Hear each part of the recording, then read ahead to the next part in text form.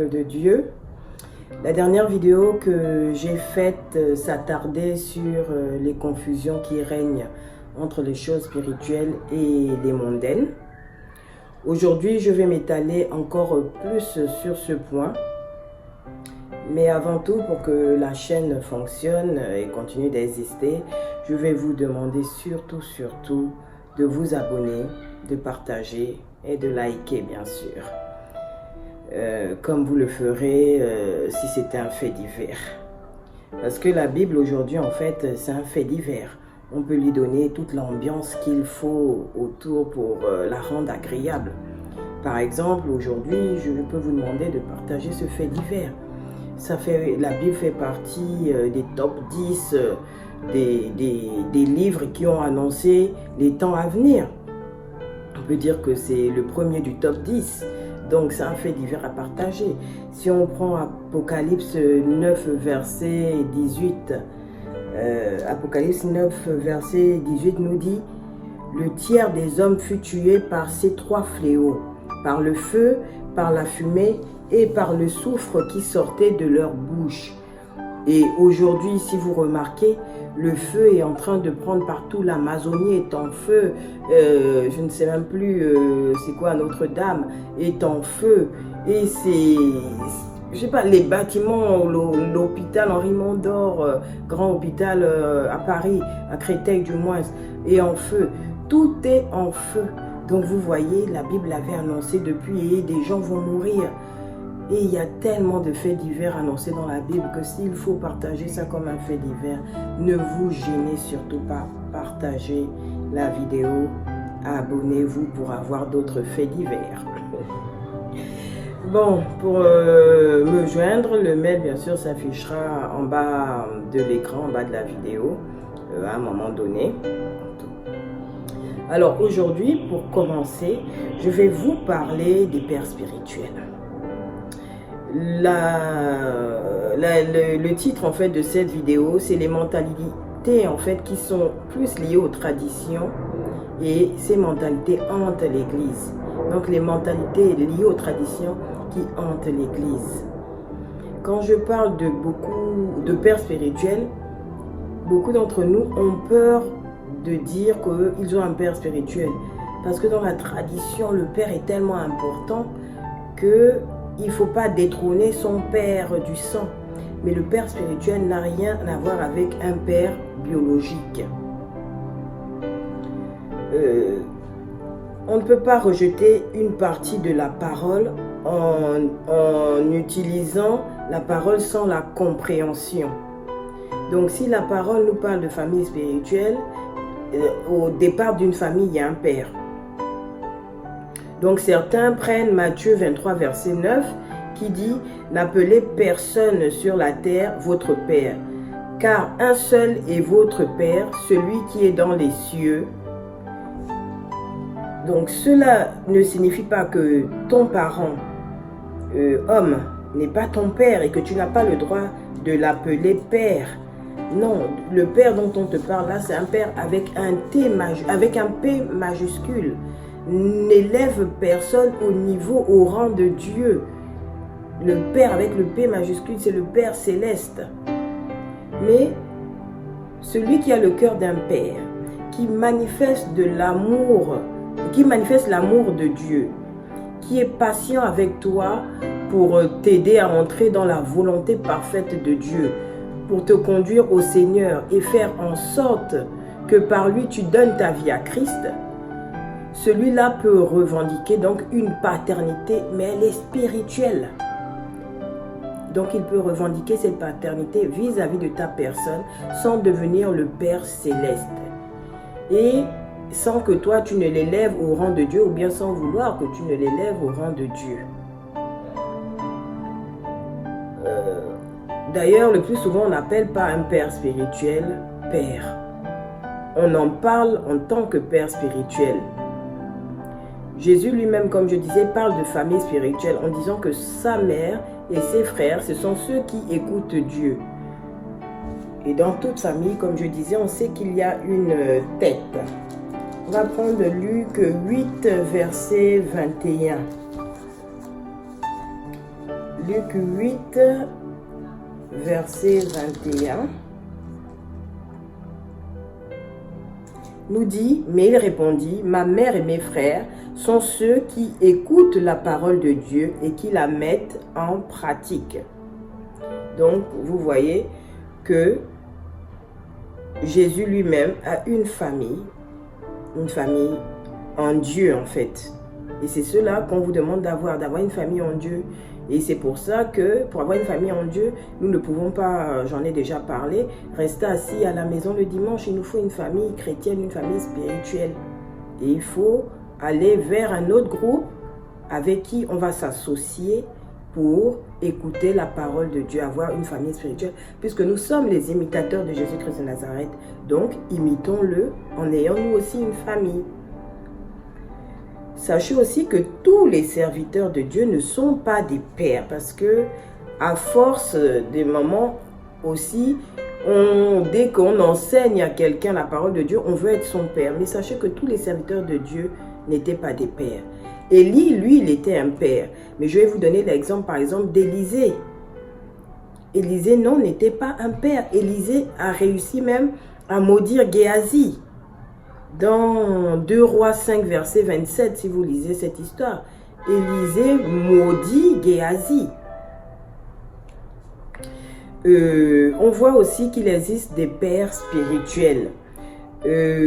Dans Timothée 1, verset 2, 1 Timothée 1, verset 2, Paul parle de Timothée en disant que Timothée, mon enfant légitime en la foi. Donc il se place en tant que père de Timothée, mais dans la foi. C'est une reconnaissance dans la foi que l'on donne à quelqu'un en disant qu'il est notre père spirituel. C'est pour nous avoir aidés dans le cheminement de la conversion et la compréhension de la parole. Je ne vais pas le prendre, mais dans Proverbe 30, verset 17, on nous dit qu'il faut respecter son père. Il faut être obéissant. On constate tout au long de la Bible que ceux qui n'ont pas respecté Moïse, qui était censé être le père de tous ceux qui sortaient d'Égypte à cette époque, et tout, ont eu des maladies et d'autres sont morts. Ceux qui ont suivi Josué, le groupe qui rentre à Canaan, c'était un groupe qui ne se plaignait point, qui ne se plaignait pas. Et eux, ils rentreront en Canaan avec Josué. Mais la plupart de ceux qui étaient avec Moïse sont morts, sont tombés malades. Et tout parce qu'ils n'ont pas respecté le Père spirituel, leur Père. Donc il faut avoir du respect vis-à-vis de la personne qui nous aide à entrer dans le cheminement de la parole de Dieu, dans la perfection de la parole de Dieu, qui nous accompagne pour entrer dans notre ministère. Le problème vient aussi du fait que, comment on appelle ça? Le problème vient aussi du fait que les gens ont peur de s'attacher à un père parce que ces gens-là, les pères spirituels, ont souvent du mal à se détacher de leur enfant qu'ils ont fait fils, et ils ont du mal à accepter que ces fils-là deviennent à leur tour aussi des pères ou simplement aillent faire à leur tour des nations, des disciples. Pourtant, on leur a montré le chemin. On les a accompagnés pour qu'ils rentrent dans leur ministère. Et au moment où ils doivent rentrer dans le ministère, on craint et on ne veut pas les libérer. Donc les gens ont peur de dire que d'autres personnes que leur père à la maison, leur habitude, on sait que le papa biologique et mon père soient devenus leur père. Parce que on n'arrive pas à leur laisser après leur liberté en tant que fils devenus adultes. Chacun de nous, il faut que nous devenions vraiment des enfants de Dieu. Pas simplement aller à l'église, mais il faut que nous vivions les changements qui vont avec. Il faut que l'on lutte contre le péché pour devenir des fils et des filles du Tout-Puissant. Par la mentalité du paraître, on s'attelle à faire des sympathisants dans nos églises et non des disciples. On regarde au nombre et non à la qualité. Pourtant, la mission que Dieu nous donne, c'est de faire des disciples et non des sympathisants. Les églises continuent de fonctionner parce que c'est le temps de la grâce simplement. Et la grâce, elle nous est donnée une fois. Si vous ne saisissez pas la grâce qui vous est donnée pour être changé, vous n'accéderez pas au royaume de Dieu. Quand on a par exemple la grâce, on acquiert la grâce présidentielle. Si on sort de prison et que l'on va et on recommence des fautes, une faute, et tout, mais vous n'aurez plus jamais de grâce, vous ne serez plus jamais gracié. Donc, peuple de Dieu, nous sommes dans le temps de la grâce. Nous avons assez fait de sympathisants. Arrêtons-nous une minute et commençons à songer à faire la mission, faire des disciples de Dieu. La Odyssée, nous sommes en train de vivre, c'est la dernière église. C'est l'église dans laquelle on se trouve. C'est une église de revendication. Nous revendiquons les dons, nous revendiquons des choses inutiles en fait. Alors que le but aujourd'hui, ce serait de revendiquer l'attachement à la parole de Dieu en faisant des disciples et non, comme je dis, des simples chrétiens sans soubassement. Arrêtons de cette église décrite qui fait de nous des gens ni chauds ni froids. La mentalité actuelle ne nous permettra pas d'accéder au trône sans la méditation de la parole, une méditation personnelle qui ne passe pas obligatoirement par des serviteurs de Dieu. Parce qu'il faut que l'on médite, comme je disais dans la première vidéo, pour pouvoir discerner et arrêter de s'accrocher à des églises qui feront des sympathisants et non des disciples et non de véritables chrétiens. On est enchaîné, que ce soit les hommes de Dieu, que ce soit le peuple de Dieu. Les gens sont enchaînés et la Bible nous dit que il faut de la violence pour s'emparer du royaume. Et les hommes de Dieu aujourd'hui ne demandent pas aux gens de se faire violence, sachant pourtant que, je vais prendre Matthieu 11, verset 12.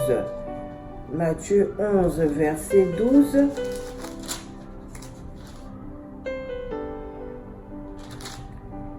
Matthieu 11, verset 12. Depuis le temps de Jean-Baptiste jusqu'à présent, le royaume de Dieu est forcé. Et ce sont les violents qui s'en emparent. Vous voyez, ce sont les violents qui s'en emparent. Aujourd'hui, on laisse les gens enchaîner, mais on ne leur demande pas de se faire violence. Ou alors, quand on leur demande de se faire violence, on leur demande mal. Par exemple, on a un couple qui vit ensemble depuis des années. Ils rencontrent Christ. Ils viennent à l'église. Le pasteur leur fait quelle proposition? Séparez-vous parce que vous n'êtes pas mariés. Oui, faites-vous violence. Non, ce n'est pas de cette violence qu'on parle. Là, tu peux détruire un couple serviteur parce qu'ils ont l'habitude de vivre ensemble, ils ont des rapports. Les séparer aujourd'hui pourrait faire en sorte d'amener l'adultère, la tromperie. Non, le but, c'est pas de les séparer maintenant. Le but, c'est de leur apprendre la parole de Dieu et leur apprendre ce verset qui dit de respecter les autorités. Les autorités qui disent alors que pour confirmer ce mariage que vous avez eu devant Dieu, il faut le confirmer devant les hommes. Donc, de passer à la mairie, les accompagner pour qu'ils puissent y arriver. Vous leur dites de se séparer. Non, vous détruisez. Vous êtes peut-être en train de détruire un couple. Ce n'est pas la stratégie. Ce n'est pas cette violence-là qu'on vous demande. La violence, c'est d'entraîner chez eux celui qui n'a pas, par exemple, l'envie de se marier, de lui donner l'envie de se marier, qu'il se fasse violent, qu'il abandonne cette vie de non-engagement. La violence, ce n'est pas de se mettre des coups.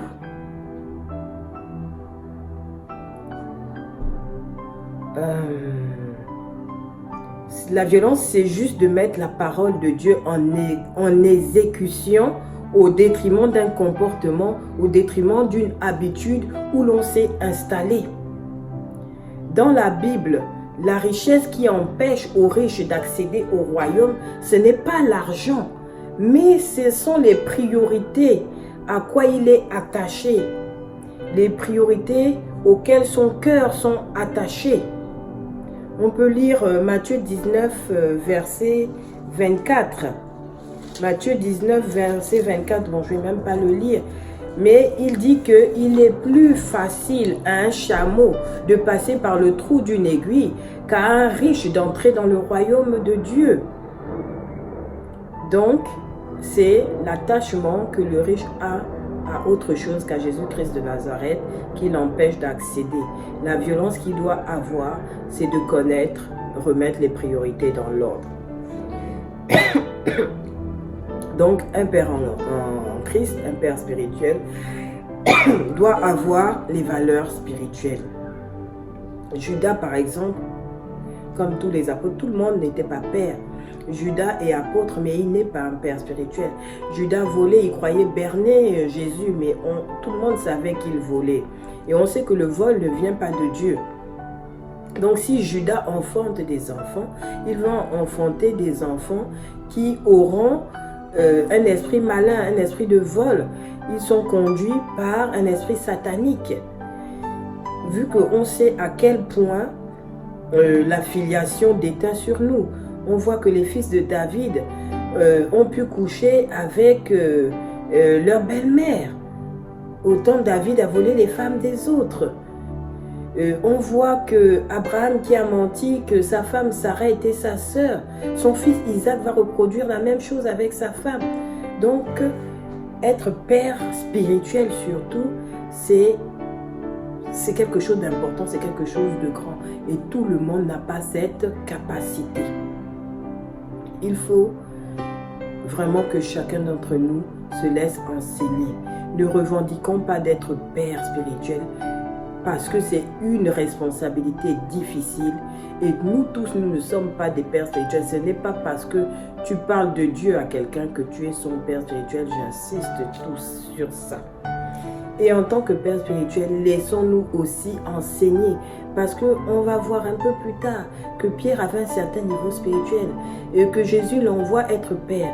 Mais qu'il a besoin toujours d'être formé. Donc recevons toujours. Ne nous arrêtons pas qu'on est devenu élevé parce qu'on s'est élevé nous-mêmes. Parce qu'on a fait en sorte que des enfants que l'on a fait fils nous élèvent. Non, laissons-nous toujours enseigner. 1 Corinthiens 13, versets 9 à 10 nous dira « Nous connaissons en partie, prophétisant en partie. Et quand ce qui est parfait sera venu, ce qui est partiel disparaîtra. » Jésus dit à Pierre, quelque temps avant la crucifixion de sa personne, dans Luc, je vais le prendre ce passage, dans Luc 22,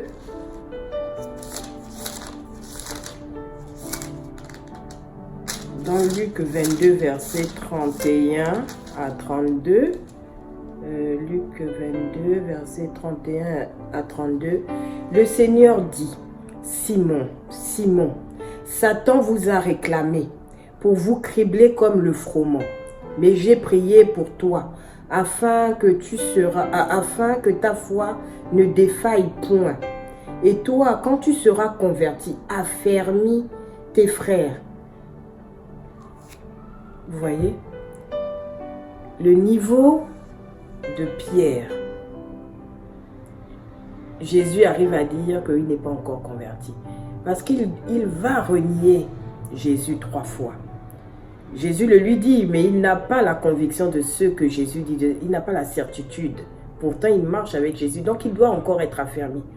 Quand tu vivras ce temps où tu vas me renier, maintenant, tu comprendras des choses et tu seras encore plus affermi. Tu seras converti. Et de cette conversion, affermis les autres.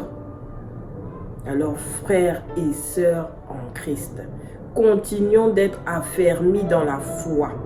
continuons d'être affermis dans la foi, continuons d'être convertis, de rentrer dans une conversion totale pour pouvoir convertir véritablement les autres. On voit aussi que Pierre, l'histoire de Corneille nous enseigne. Et c'est un très bon enseignement pour se rendre compte que les habitudes ne peuvent perdurer dans l'église. Les mentalités ne peuvent perdurer dans l'église parce que Dieu, il y a un temps où il nous permet d'être au lait, où il ne nous donne pas la viande. Il y a un temps où les choses qu'il nous enseigne sont partielles. Mais quand il vient avec le parfait, les choses doivent disparaître, les choses passées doivent être anciennes, elles ne doivent pas revenir. Il faut écouter et vous adapter aux choses célestes que Jésus nous donne au moment où nous vivions des situations où nous devons parler à quelqu'un. Dieu, à un moment, comme je dis, vient effacer le lait et il nous donne de la viande. Donc, il faut accepter qu'on a maintenant des dents. Donc, accepter de changer ce que vous avez toujours appliqué. Comme Pierre ne pouvait pas manger avec Corneille qui était un Romain. Il ne pouvait même pas partir chez Corneille. Mais à un moment, Dieu vient et lui dit non, je ne suis plus dans cette étape de ne parler qu'aux Juifs. Je suis dans une étape où je veux maintenant parler à mon église. Et cette église contient tout être humain qui m'a accepté, tout être humain qui accepte Jésus-Christ de Nazareth comme Seigneur et Sauveur. Je veux parler à tout le monde. Donc toi, Pierre, si tu te dis converti, change tes habitudes, change tes traditions juives que vous confondez avec la réalité spirituelle parce qu'il y a eu des liens un temps. Détachez-vous des traditions, des mentalités et rentrez dans la parole de Dieu. Pierre parle maintenant avec d'autres, mange avec d'autres, partage la parole avec d'autres. Abandonne ce que tu avais, ce que tu croyais connaître depuis et rentre dans la perfection de la parole. On voit un grand homme comme Apollos. Apollos était un homme éloquent, un homme savant dans les Écritures. C'est écrit dans Actes 18, versets 24 à 27. Ça aussi, je vais le prendre. Actes 18, versets 24 à 27. Un juif nommé Apollos, originaire d'Alexandrie, homme éloquent et versé dans les Écritures. D'autres disent, et savant dans les Écritures, vint à Éphèse. Il était instruit dans la voie du Seigneur et fervent d'esprit. Il annonçait et enseignait avec exactitude ce qui concerne Jésus, bien qu'il ne connût que le baptême de Jean. Il se mit à parler librement dans la synagogue. Achillas et Prisca l'ayant entendu, d'autres Bibles diront Achillas et Priscille l'ayant entendu, le prirent avec eux et lui exposèrent plus exactement la voie de Dieu. Comme il voulait passer en Achaïe, les frères l'y encouragèrent et écrivirent aux disciples de le bien recevoir. Quand il fut arrivé, il se rendit par la grâce de Dieu très utile à ceux qui avaient cru. Au niveau où Apollos était, il accepte d'être mis à l'écart pour être enseigné, pour apprendre encore mieux à servir Dieu. Apollos n'a pas résisté.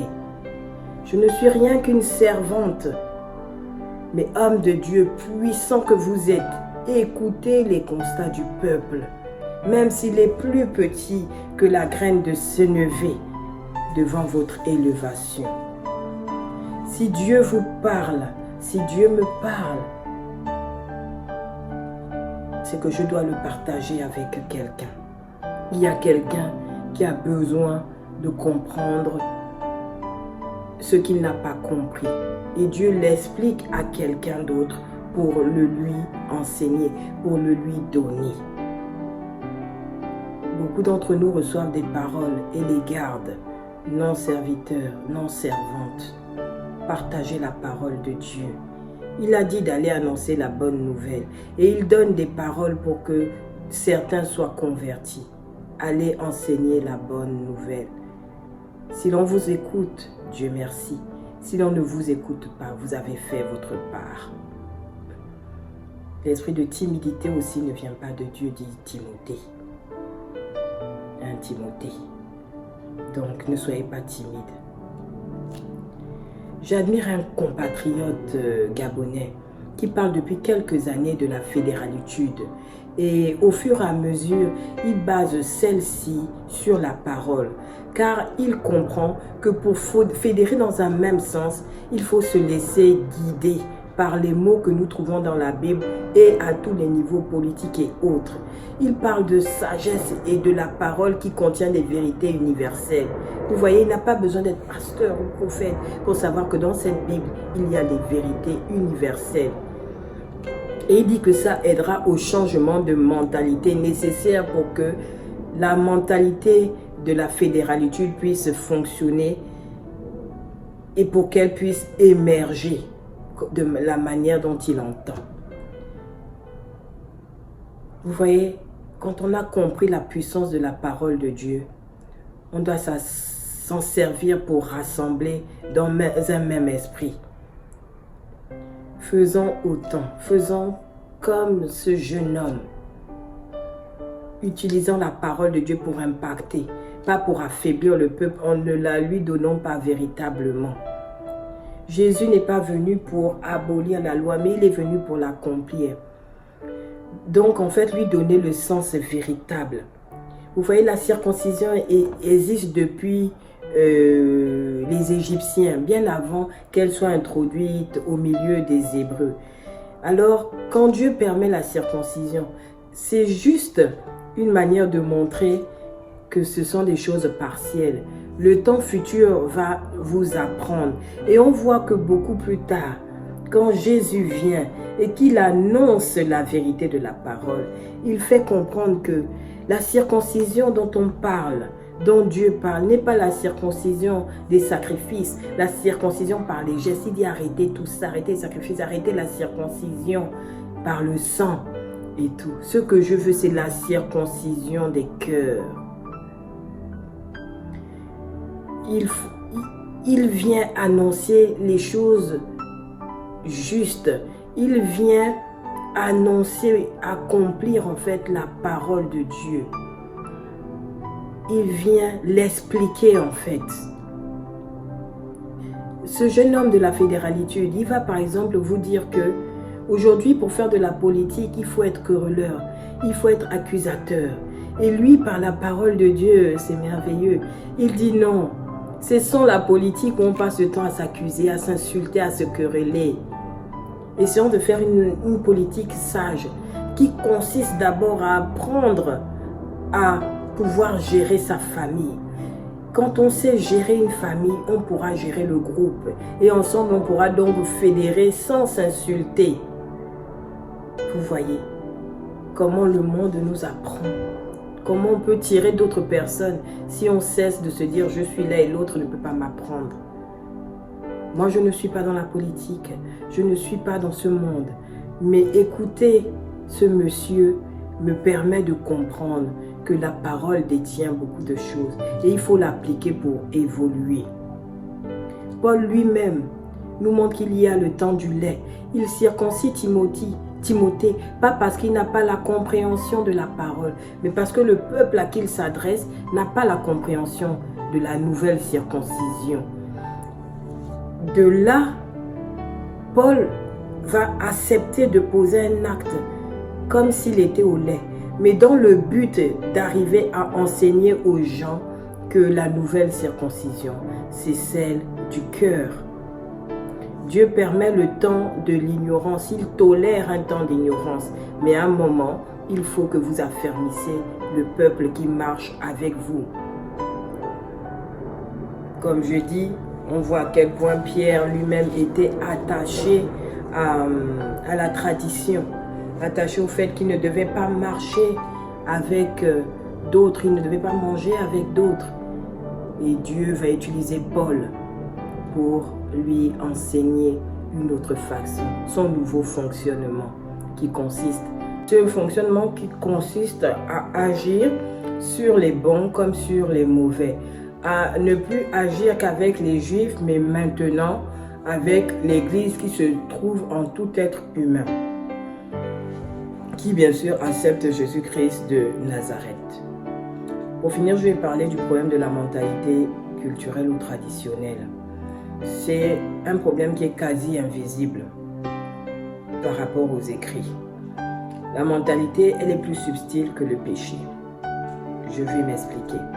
Si quelqu'un vole et qu'on lui demande d'arrêter de voler, la personne est plus habilitée à accepter que oui, j'ai un péché en moi et il faut que je le bannisse. Accepter donc de se repentir et de repartir à zéro. Mais les habitudes, les mentalités qui sont ancrées en nous et que l'on confond avec la chrétienté sont plus difficiles, sont plus subtiles.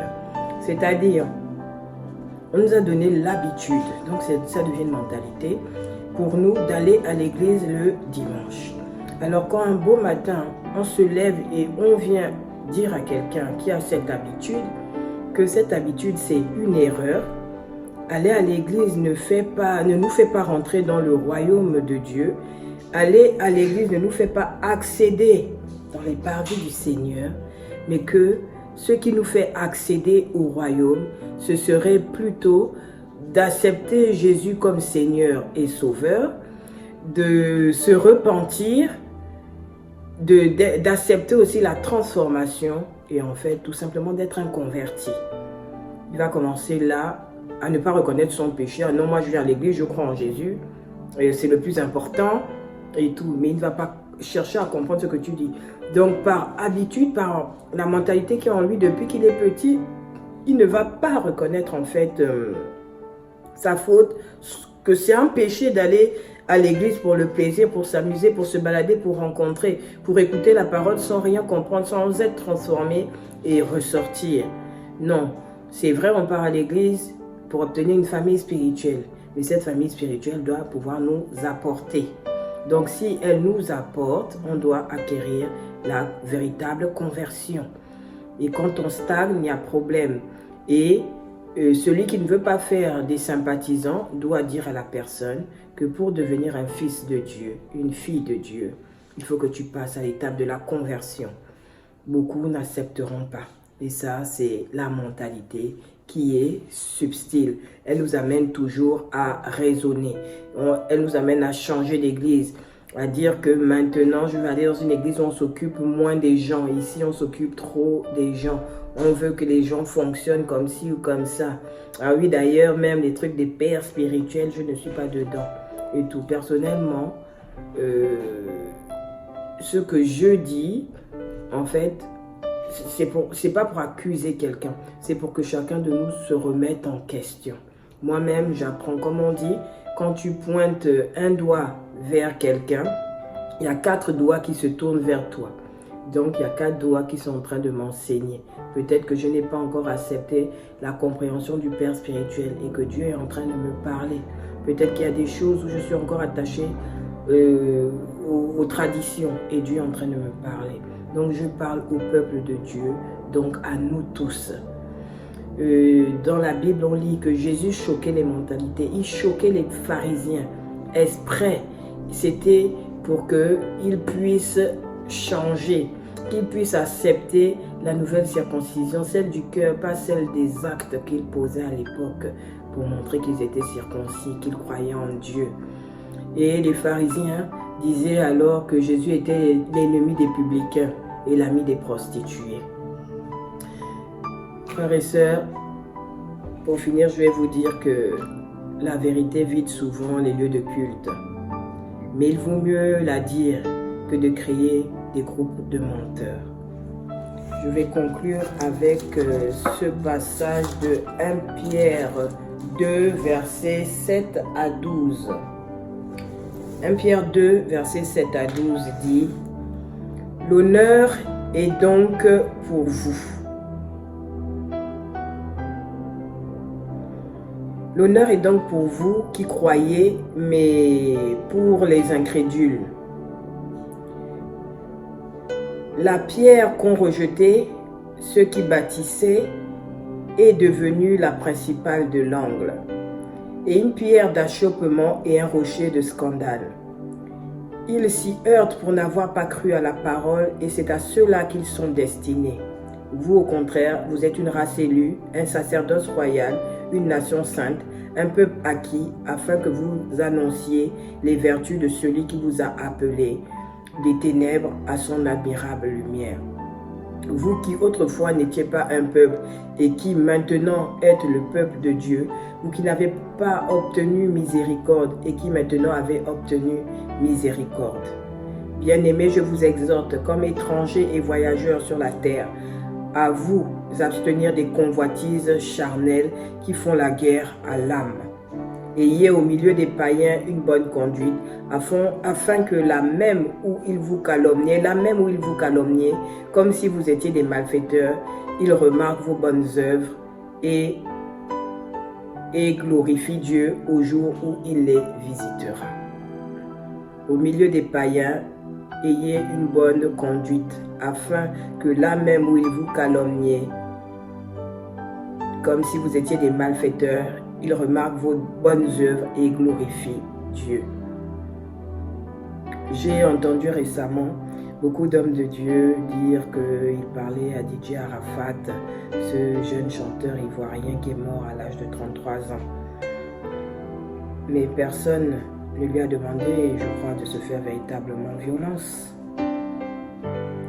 Si on n'avait pas regardé peut-être à son titre et qu'on avait plus parlé de la véritable parole, peut-être qu'il aurait acquis une sagesse qui l'aurait éloigné de l'amour de la vitesse.